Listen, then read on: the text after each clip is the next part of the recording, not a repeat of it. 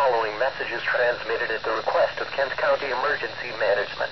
911 services in Grattan Township have been restored. Residents will once again be able to use these services in case of emergency.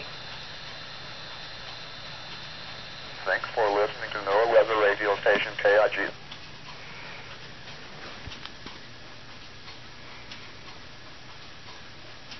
See, this is the first alert this radio's gotten, was a 911 telephone outage emergency.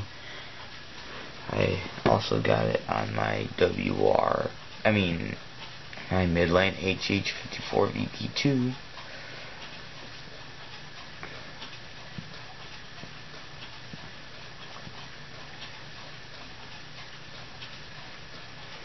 And my WR300.